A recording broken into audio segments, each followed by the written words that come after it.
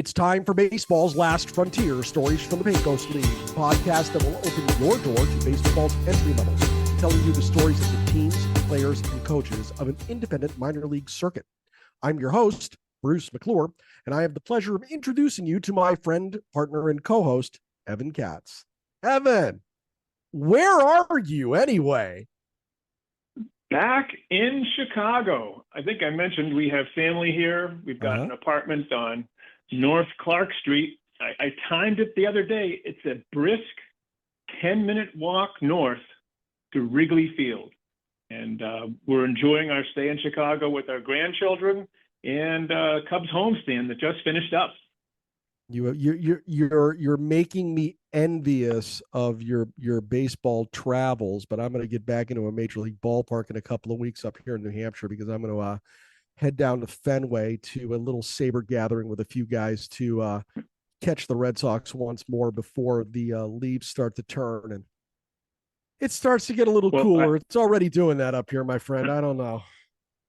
I know it's different up there in New London, New Hampshire, but I have to tell you, being from Boston, grew up there, been to Fenway, going to Fenway for over 60 years.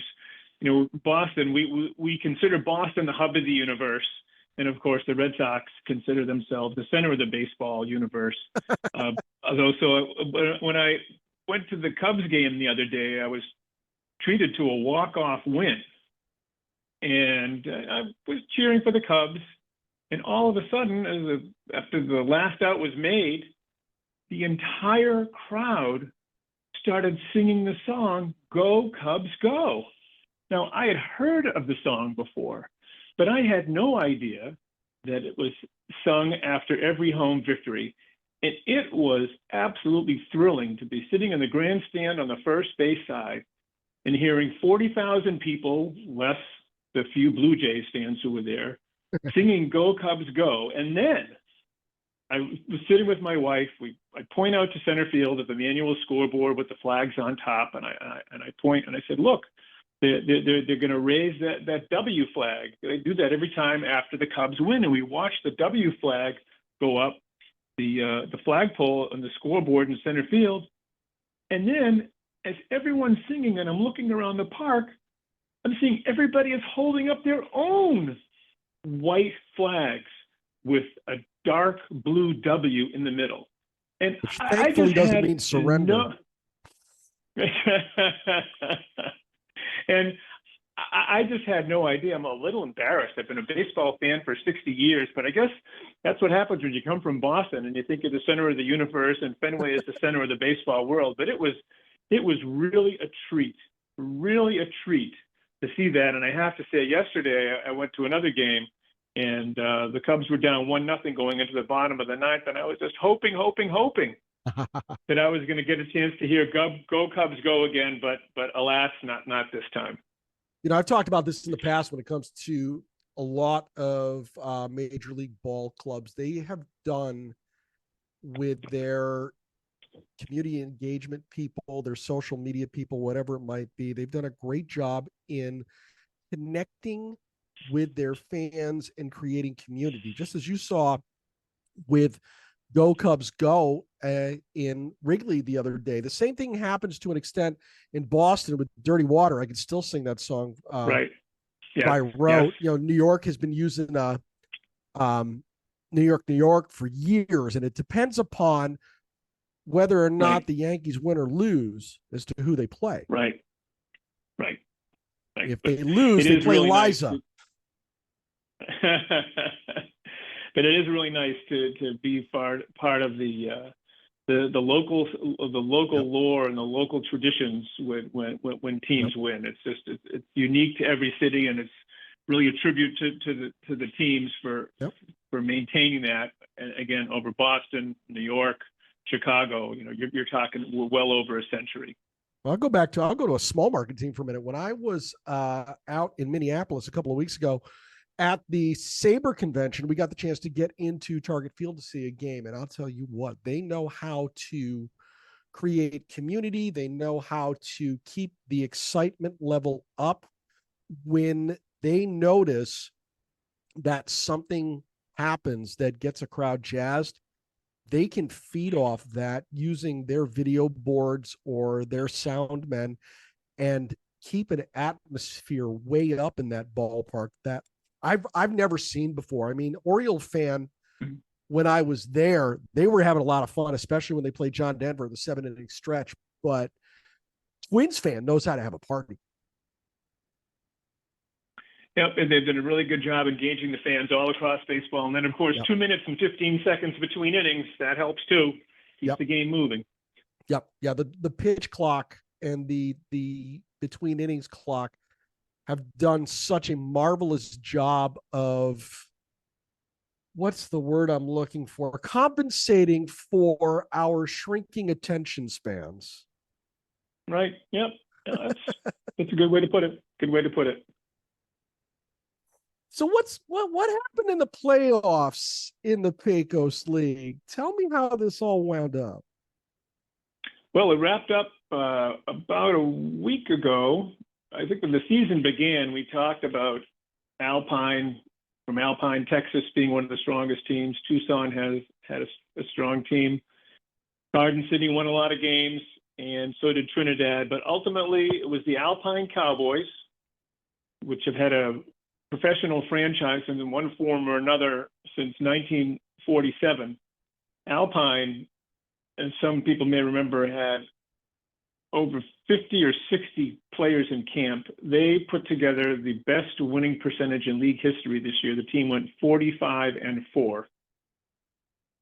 They did lose the first playoff game. They were all 2 out of 3 rounds, and then won 6 straight, and got their 3rd Pecos League championship since they became part of the Pecos League. Their manager, Sean Persky, he was manager of the year. The playoff MVP was Drake Andrenon, their right fielder. And you go on Facebook, you'll see how proud the Cowboys are of their team, how Alpine is so proud of their team. And it was a worthy championship, going to a very well-known franchise with deep baseball traditions. And they played good baseball in Alpine, and they were rewarded this year. You and I have agreed that Alpine mimics the New York Yankees of the league, being just the cream of the crop for so long and getting the best players and fielding the best clubs year after year. And here they did it again. Well, I mean, one of the keys is they haven't formed a nonprofit corporation to support the team, which I think encourages support. They also have a bus for the team to make the travel less onerous on the players.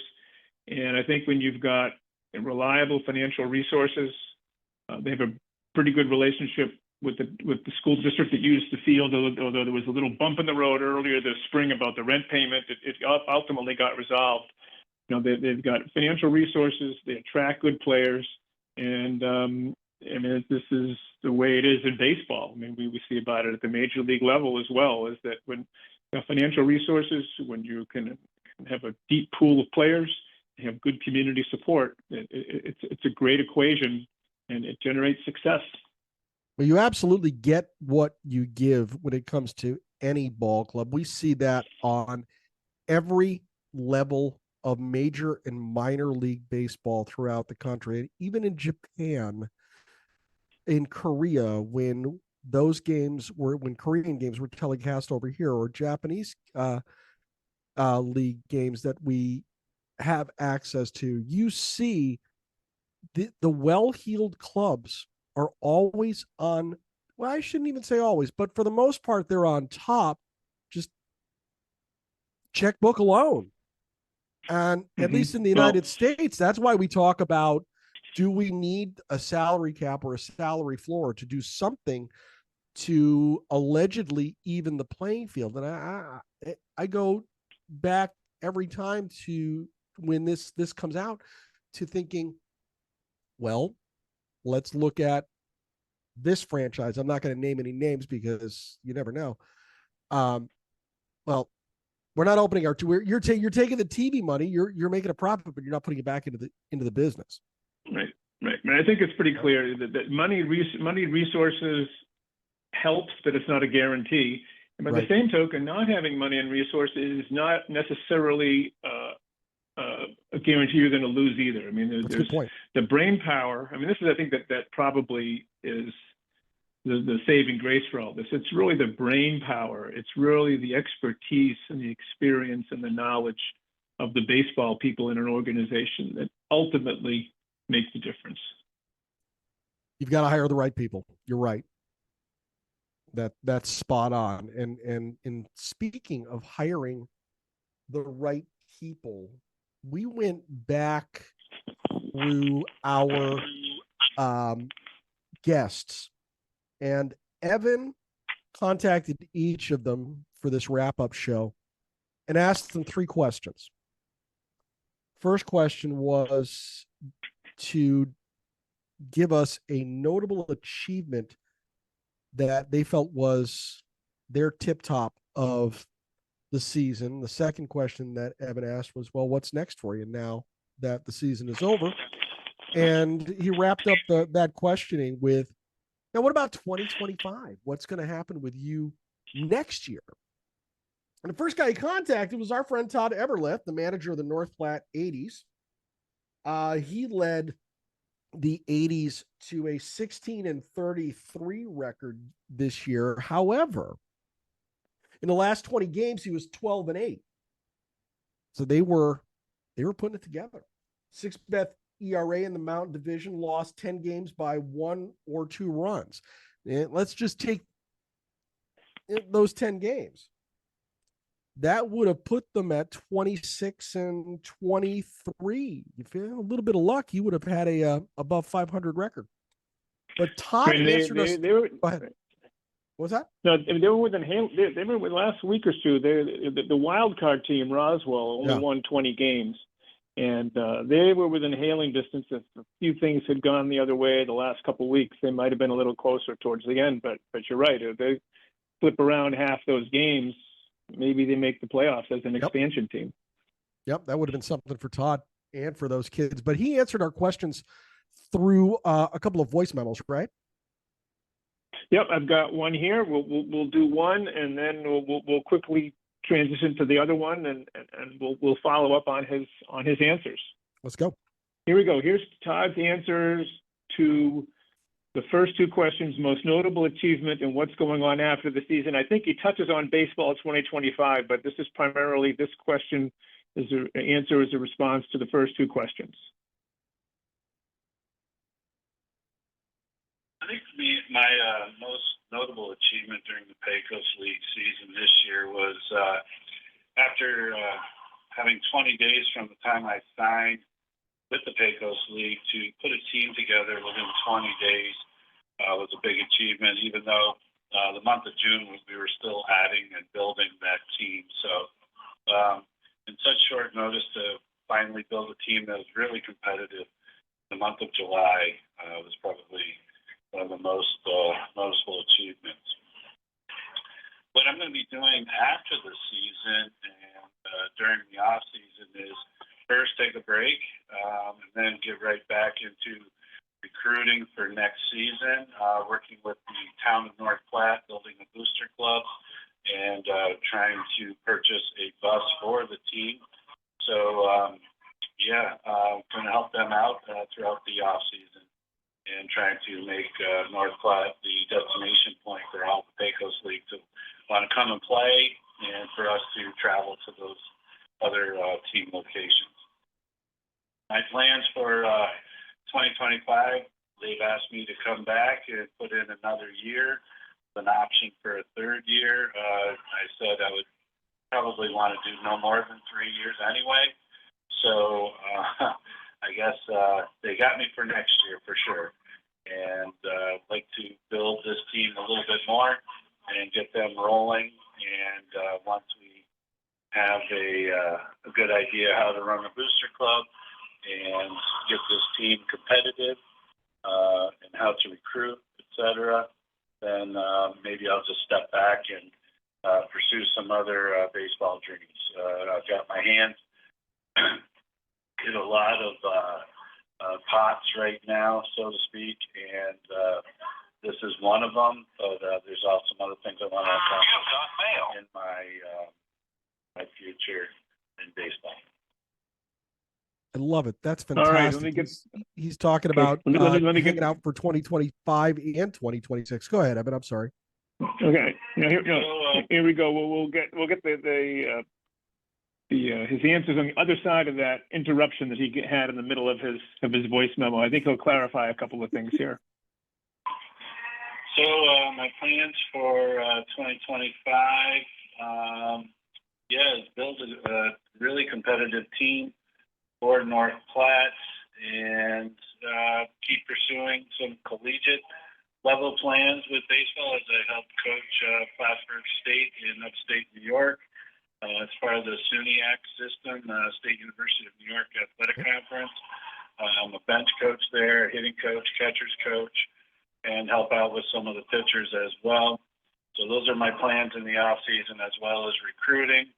And maybe, see what happens in the future with baseball as I take one more year with the Pecos League and at North Platte. There might be a chance for some other opportunities in a professional level, and I'll pursue those as well after my second year with North Platte 80s. But I'm really looking forward to next season with North Platte and building on what we've accomplished this year. There's Todd Everleth, manager of the North Platte 80s. And he's got his hand in a lot of things with both collegiate and professional levels. And I noticed in the first memo, he talked about being around in 2025 and more than likely it sounded to me like 2026 as well. And then as he moved on, he was thinking, well, maybe I'll stay for another year. There's always something new at this level.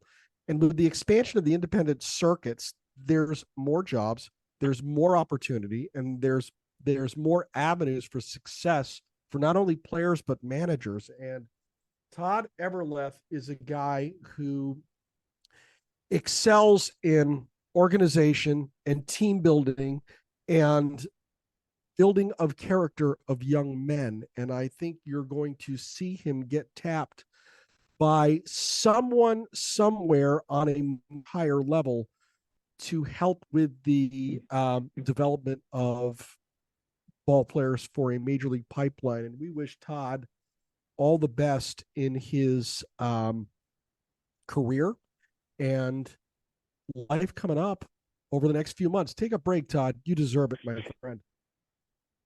Well, you hit on something there in terms of. Go ahead.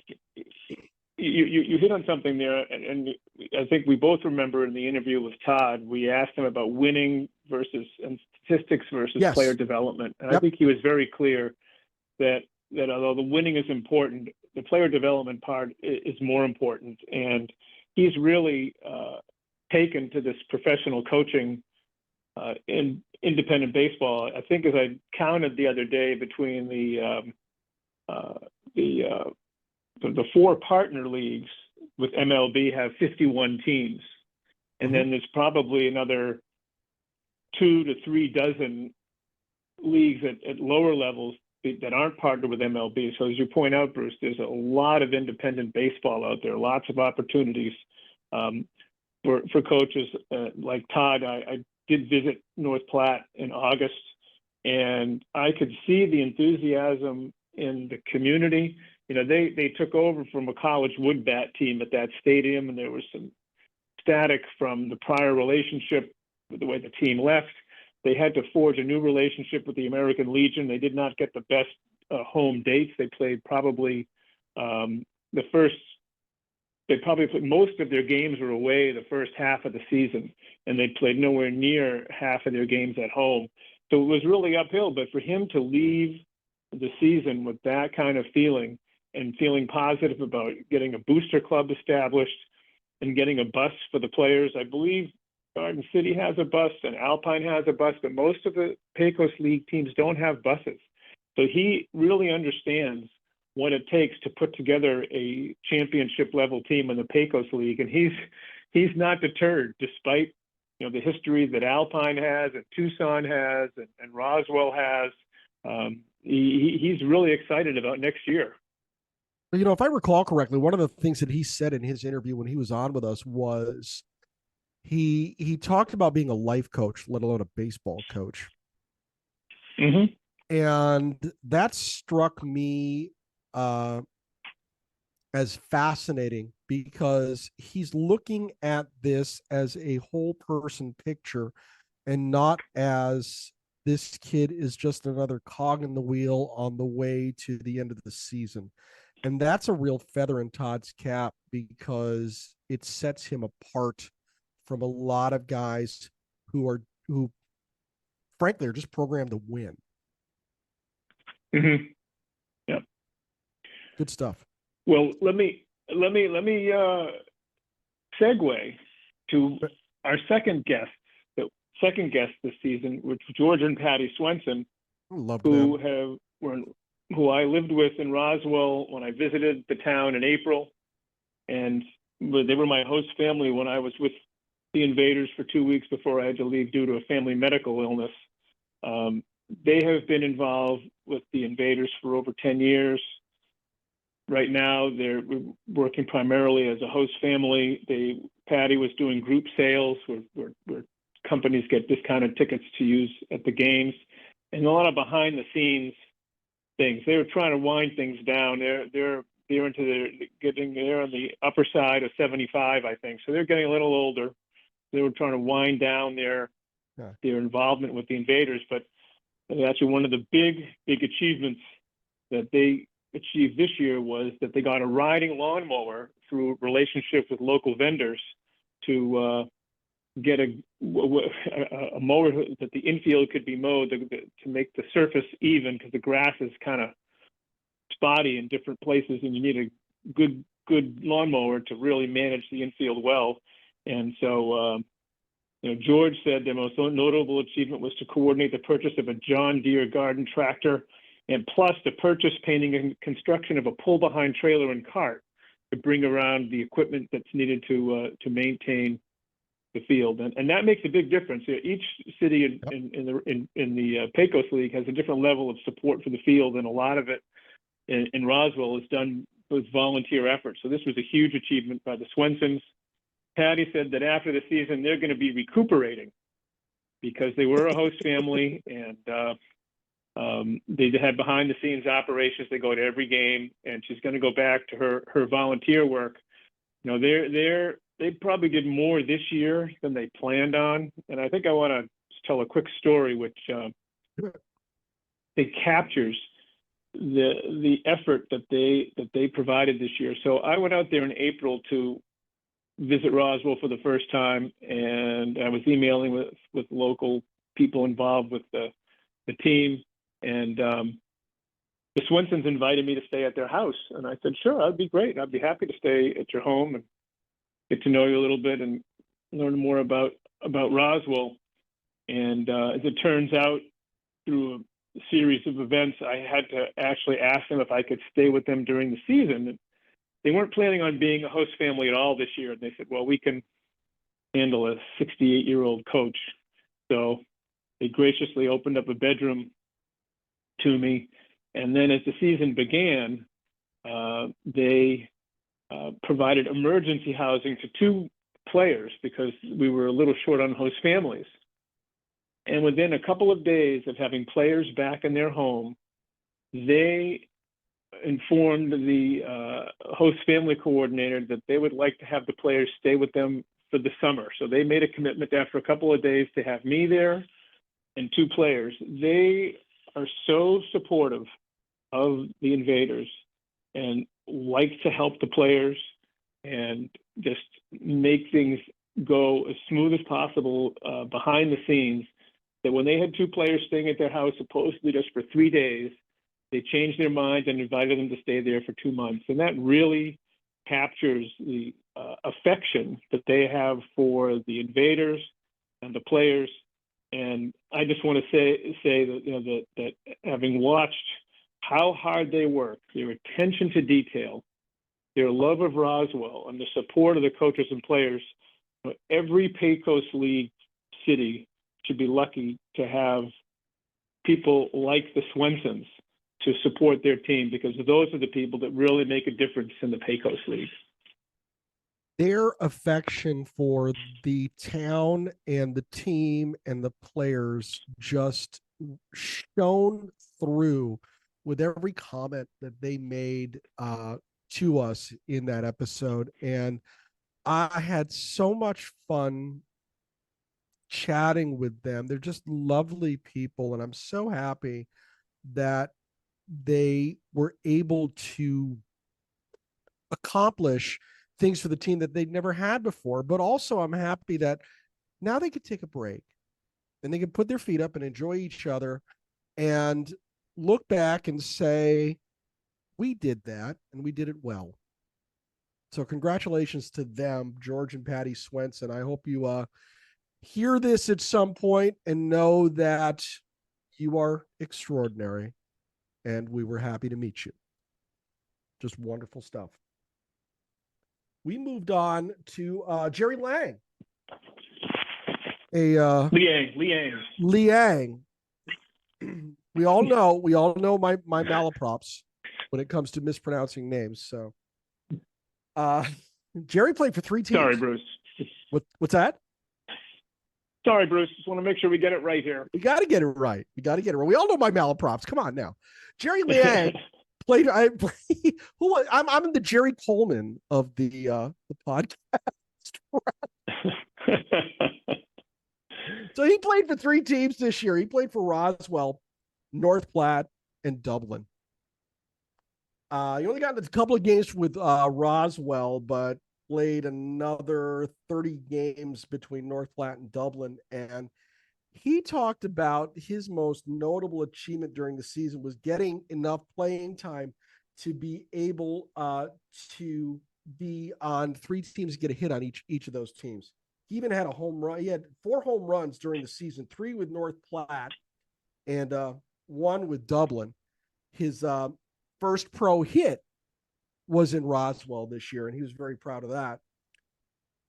In fact, if you remember in the interview, Bruce, he credited former Braves minor leaguer Luis Moreno for giving up an at-bat in a game that the Invaders had in hand so that Jerry could get a plate appearance.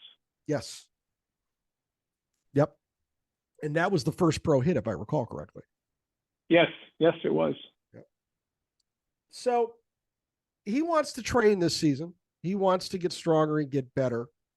He feels as though he's going to be dedicating the offseason to that. And he feels as though that in 2025, he is going to be able to make his way into one of the, as he put it, higher leagues, such as the Pioneer, the Frontier, the Atlantic, or potentially play banana ball.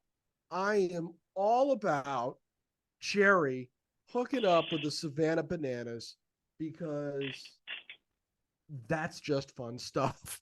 I love it. You got to be an athlete to play banana ball. Oh my gosh, you've got to be more than an athlete to play banana ball. You've got to be one of the most outgoing ball players around. You've got to be a gymnast, an actor, a singer, a hype man. I mean, a ball player. I mean, what else?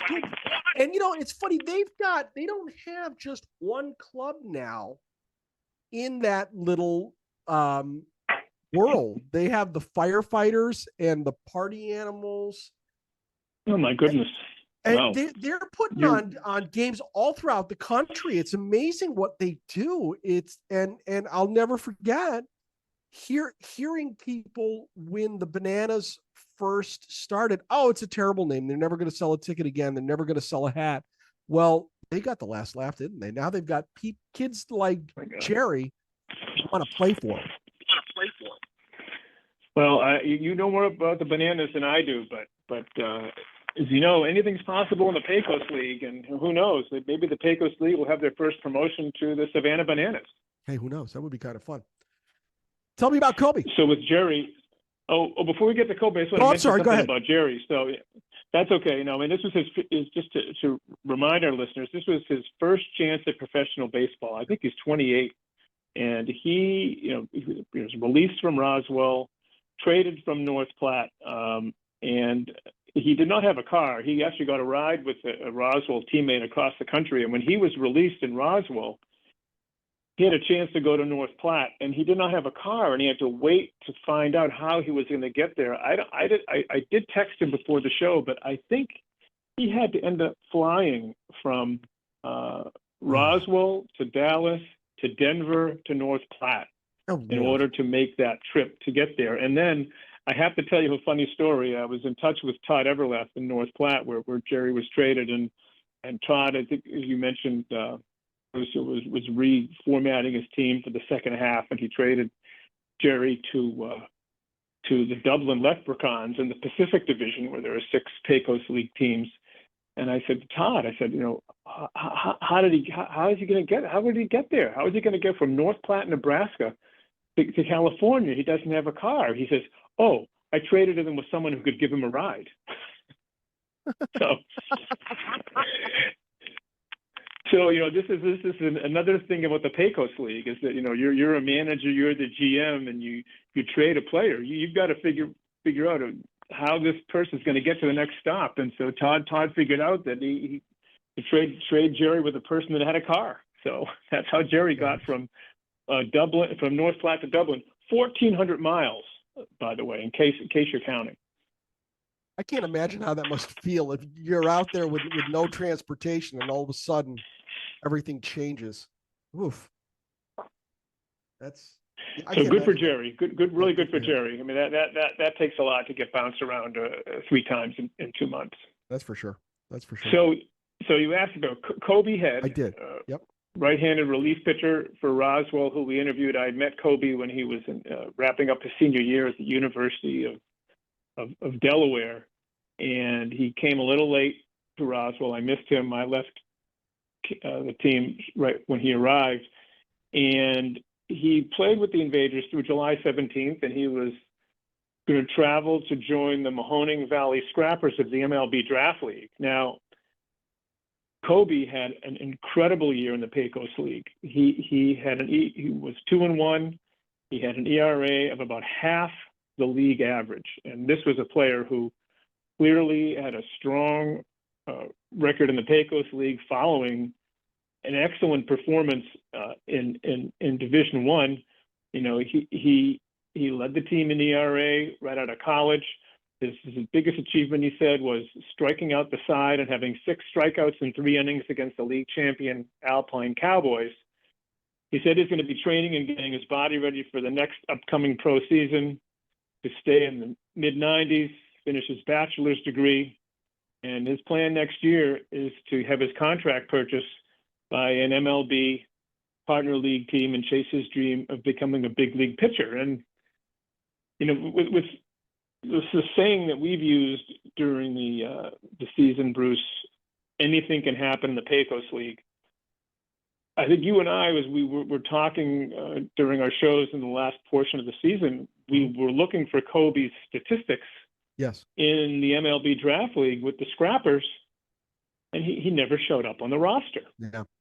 And it's really curious. And in the conversations we've had, and I had with other players, when players make connections with the Frontier League or the Pioneer League or the MLB Draft League, a lot of times players show up based on invitations that they get and find out that they're just there to be looked at, not to join the team. And it sounds like something happened with Kobe, that he had the invitation, but somehow never made the connection to make it on the team. And now this is the sour side of anything can happen in the Pecos League. When you have a player who came out of college with a strong record, one of the best pitchers clearly in the Pecos League, has a good curveball, which is hard to find in a lot of players that want to play professional baseball.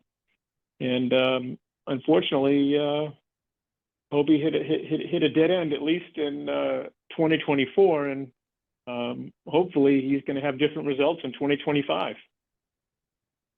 Sounds like it was a tough ending of the season for him, and we wish Kobe all the best in his pursuit of his big league dreams. And we'll be looking for him on rosters in 2025. So Kobe, if you're listening, go get him, my friend.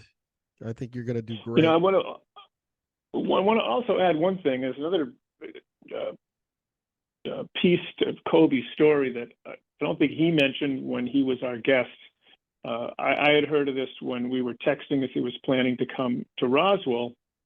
Now, he was invited to pitch in the HBCU Classic, with the historically black colleges were going to have an exhibition game of their invited players at the Major League All-Star game in Dallas.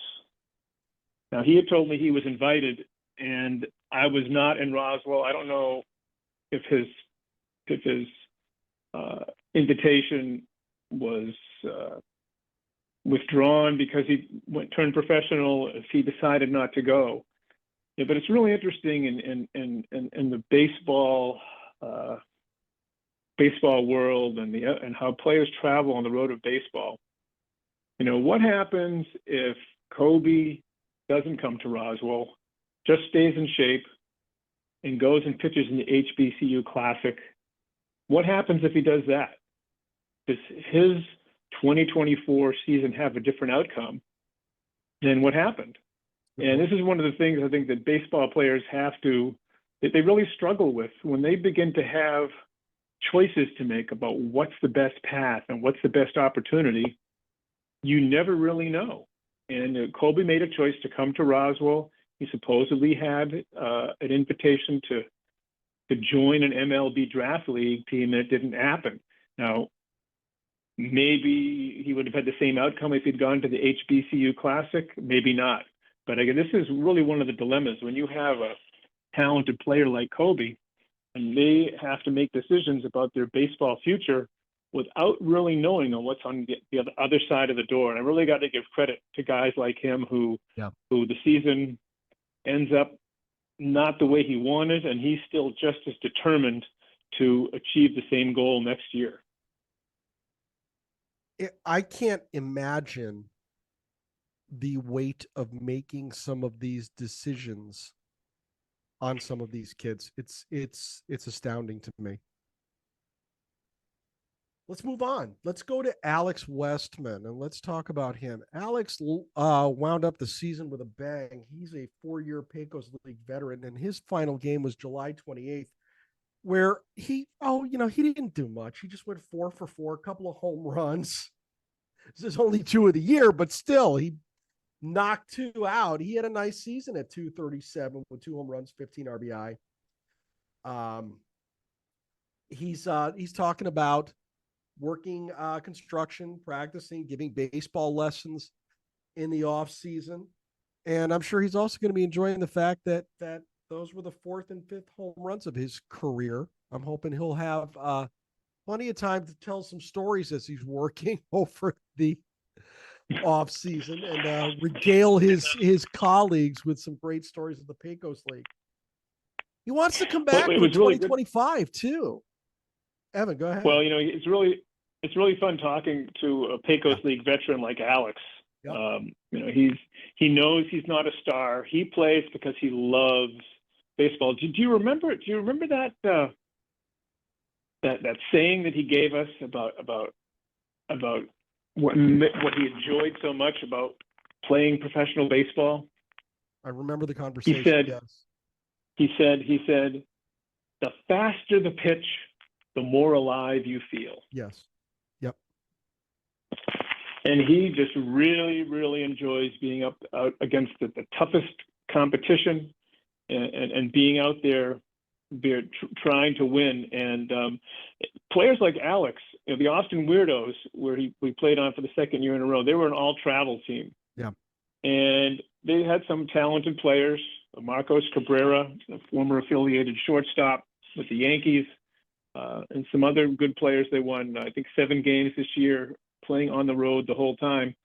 But it takes a certain kind of person, a certain kind of ball player, to be willing to be on the road for 2 months in the central and south central desert, driving hundreds of miles between road series. And Alex is one of those guys. He just loves baseball. He's comfortable traveling, And he is one of the reasons why the Pecos League is successful, Yes. is that it's able to attract people like Alex who love baseball, don't mind being a little bit of a nomad, just are out there for the competition and enjoys the camaraderie of being out there every night trying to win. His comments about the more alive you feel after we had finished that episode and I was rendering it for upload, the only thing I could think of was it reminded me of Jim Bouton's quote. You spend most of your life holding a baseball, and in the end, you realize that it was actually holding you, something like that. You know. Well, we also have to, before we move on from Alex, we have to also thank Alex for, just before we interviewed him, he got a new used car. And if he hadn't gotten a new used car, he wouldn't have been able to have that interview. You might remember we interviewed him when he was driving from Tucson to Roswell, about 500 miles. But prior to that car, Alex's car did not have air conditioning, and he had to drive through the desert with the windows open to stay cool. So thanks to Alex for saving his pass the hat money and broken bat money and whatever his other sources of income were for this year, so that he could buy a new used car, so that we were able to interview him with the windows closed on his ride from Tucson to Roswell. Fabulous stuff. He was great, and we really appreciated him coming on. We went from Alex to Harmon Johnson, who was with the North Platte 80s, and he was on the broadcasting crew of the team. And he did a lot behind the scenes. He's a sharp guy who worked very, very hard for the 80s this year. And when we asked him about his notable accomplishments, this is great. The broadcast crew, myself, Dwayne, and Vivian, were able to pull off a baseball from the bleachers broadcast where we put on our regular broadcast, but from the bleachers. It ended up being the final broadcast of the season, but it was really cool to make everything happen. Now, I want to know if he did it shirtless and he probably didn't do it like Harry Carey did with a can of beer. But I want to know if he did it shirtless and went under a fountain, got soaking wet like it. But that's fantastic that he was able to bring the broadcast to the fans, even on that level, and interact with folks, hopefully on the broadcast, to be able to add more life to what people hear and get them out into the ballpark next year to experience that. That was a great idea on his part. But and just for background, Dwayne is his father and Vivian is his sister. Right. Harmon's a college freshman. I think Vivian's still in high school. So it was a family affair doing that baseball from the bleachers broadcast. Speaking of that, he is returning to UNL for his sophomore year, calling games for KRNU 90.3 FM, Big Ten Plus, and anchoring reporting for Nebraska Nightly, a news show every Tuesday and Friday. So he's going to have his hands on an awful lot of visual media over the off season, and that's a real feather in his cap. But when we asked him about 2025, he says, I don't know what my goals are yet. I haven't decided whether or not I'll be back with the North Platte 80s. If I do return, I'll again be the broadcaster with some other roles possibly built in as well. But if I'm not with the 80s, I'll be somewhere in our country calling baseball games for somebody. So pay attention to your radio dial, folks, because I think Harmon is an up-and-coming broadcaster, and we got to visit with him at the beginning of what I think is going to be a great career. What do you think, Evan? Absolutely. In fact, it's interesting. When I did pitch for Austin last year in Alpine, Texas, I was in Alpine for the last series of the 2023 season, and I got to know the Alpine Cowboys broadcaster, Ethan Ibe. Ethan moved from being the broadcaster in Alpine to being a broadcaster for the Cape Cod League, one of the premier college wood bat leagues in the country. And Ethan just posted on LinkedIn his season summary, and he's looking to move on as well. So going from the Pecos League to the Cape Cod League, and anything is possible for Harmon. And with a kid with that kind of enthusiasm and determination and skills, I think anything is going to be possible. I did join the Johnsons in the broadcast booth. I visited North Platte. I was in the broadcast booth for 2 nights. The first night, Dwayne, Harmon's father, couldn't make it, so his grandfather sat to my left, who was keeping score. Harmon was to my right with his sister Vivian.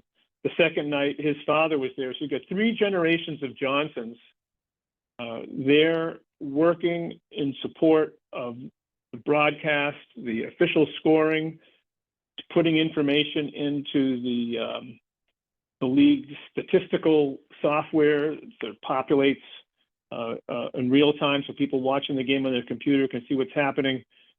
This type of family involvement is really typical of the kind of support the Pecos League gets around its 16 franchises. It's really what makes it work, and it was really fun to be part of that. And it's also great to see the enthusiasm that Harmon has after having such a great first year with the 80s.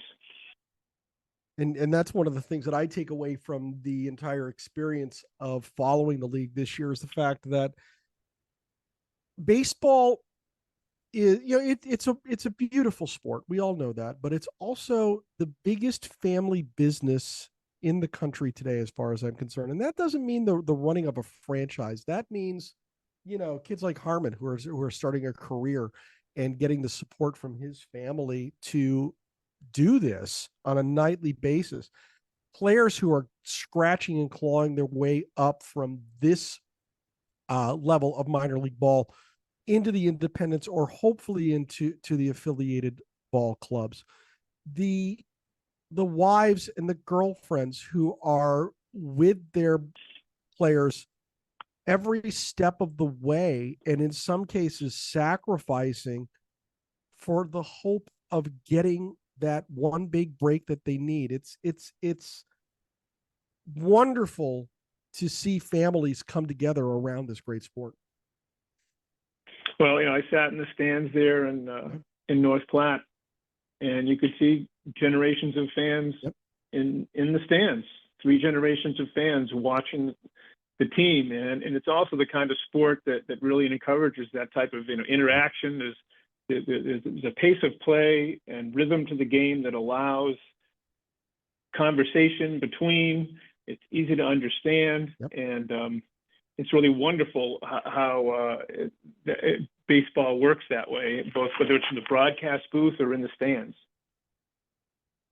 Why don't we move to Peter? Tell us about Peter Bacino's thoughts. Well, Peter Bacino, he was our last guest from Saugus, Mass. He was with the Trinidad Triggers, a 4-year Pecos League veteran. The Triggers did win the first round of the playoffs against Blackwell, but lost to Garden City, another strong team this year. Peter was a 4-year veteran, and during our interview, he was talking about his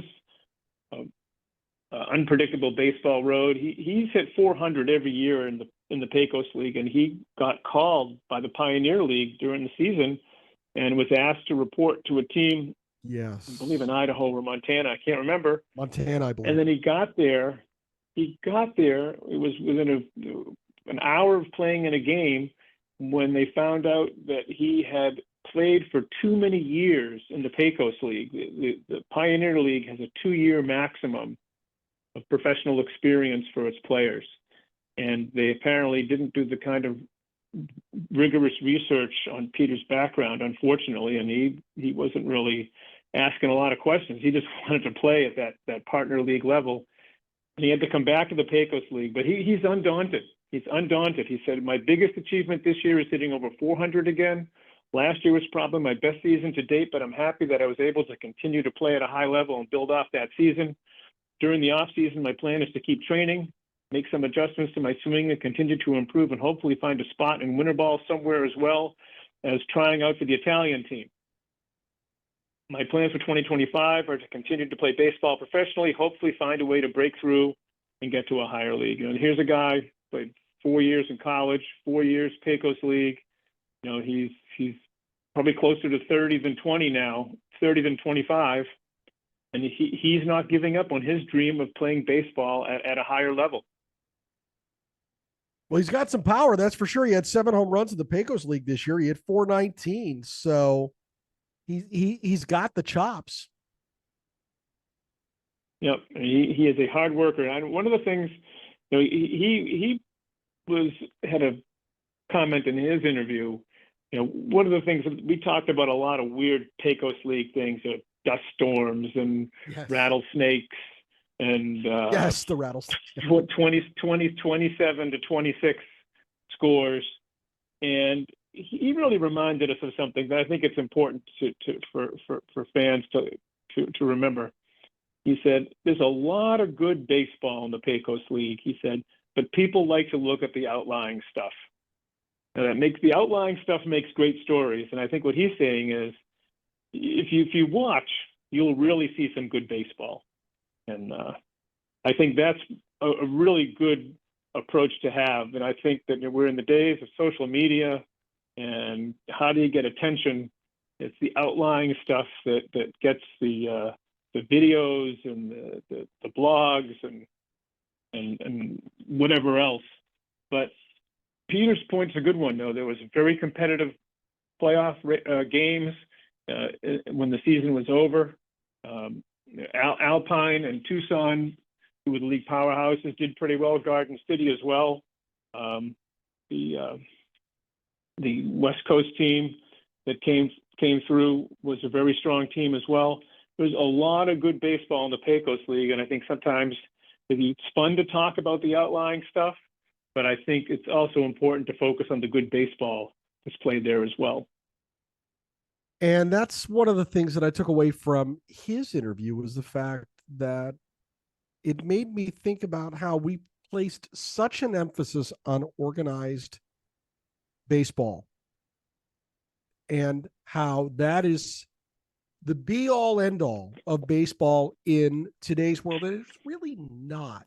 The independent leagues, the Pecos League, all of these partners or independents that aren't affiliated with Major League Baseball's umbrella, they provide so much for the players, but they also provide a very, very good product for the fans. And in a lot of cases, they provide communities something to rally around in an effort to bring them together and to have something that they enjoy. Well, really, go ahead. It is a tribute to the Pecos League. It survived COVID. It survived the growth of independent baseball, and it's now 26 teams strong, 16 teams strong, and they're already planning to expand in 2025 Yeah, you hit third before I hit second. I was just going to ask you about that. Tell us a little bit about that. I just picked up a couple of tidbits off of the end of the season news feed from the Pecos League, and so it's obviously been a productive year. They're talking about expanding to Missouri and Kansas City, so there'd be a move east. It might make it a little bit easier on the travel for North Platte and Garden City and Blackwell. So, obviously it's a little early. I'm sure the commissioner's working hard, but that would be a great achievement for the Pecos League to move a little bit more into the Missouri, Kansas area. Kansas City's interesting with Major League Baseball and the Monarchs there. So you've got two pretty high-level products that you're going to be competing against. That's a very interesting market for the Pecos League. Yeah. Well, I'm sure they'll be doing their due diligence during the off season to figure out if it's doable and how it can work. Well, these stories have been fantastic, and it's been interesting to take a look into a league that somebody like me up here in New Hampshire doesn't get the chance to look into very often. I've learned a lot just perusing the websites or getting together for these conversations and understanding a little bit more about the game away from organized baseball's umbrella. And if you out there listening today would like more information on the Pecos League, check out their website at pecosleague.com. You can catch all the action in 2025 at Pecos League TV as well. And finally, if you're a hardcore baseball fan, you need to join the Society for American Baseball Research, the premier baseball community, offering an amazing baseball buffet of options to explore your fandom. SABR boasts more than 35 different research communities, over 80 regional chapters, and innumerable opportunities to connect with baseball minds across the world. For more information, go to sabr.org/join today. Evan, any closing thoughts? Absolutely. I got last licks. You got last licks, man. Go get them. One more Pecos League story. So this is really one of the below the radar stories that you'll never read about that I think really captures what makes the Pecos League so the essence of the Pecos League. It makes it so compelling a story. I was recruiting players last winter. I sent 175 emails to every New England college baseball program. I had one response from a very small school, University of Maine, Presque Isle, 380 miles north of Boston. They play in one of the lesser-known Division III leagues. And the coach said to me, I think I have a couple of players who would like to play in the league. And I stayed in touch with the coach. University of Maine, Presque Isle played Fisher College in Lynn at Frazier Field, which is Fisher's home field, in March. And he asked me to take a look at first baseman Tim Burns, a good hitter from Florida, and a pitcher by the name of Peyton Jones, who didn't throw very hard. He was kind of a pitcher who in the parlance says he pitches backwards, that he pitches off-speed pitches for the most of his pitches and then throws fastballs to catch the hitters off balance. And he wanted me to watch the players play a couple games, talk to them, and could I encourage them to try out for the Pecos League? And so I went to a doubleheader, watched them both play, and Peyton did pretty well on the mound, and Tim hit pretty well. Didn't move terribly well at first base, but the Pecos League is an offensive league, so if you can hit, maybe you make a team. So as it turns out, both Peyton and Tim traveled after school from Maine to Florida, where they live, and they drove from Florida out to Roswell to training camp. And I just didn't know how they were going to measure up, because it was my first year with the Pecos League. I didn't know how competitive it was going to be. And it turns out Peyton showed enough, threw enough strikes, developed his approach to hitters, and he made the team. Now, Tim, he was a good hitter, but I had joked, and I told Tim this story, so it's okay to say this on the radio. I had joked with his coach. I said, Tim's a pretty good hitter, but he just doesn't move in the field very well. He's going to have to hit 600 to make the team. So we had a training camp for about a week, and I have to tell you, Tim worked so hard defensively, and his bat did the talking. Tim made the team, and on opening night was the cleanup hitter, the Roswell Invaders, from tiny University of Maine, Presque Isle in northern Maine. I think it's the most northern college in the United States east of the Mississippi. I might be wrong, correct. but if it's not the northernmost, it's in the top 5. I think there's one in Washington North Atlantic State further Conference. North. Okay. And that is a tiny little conference, yeah.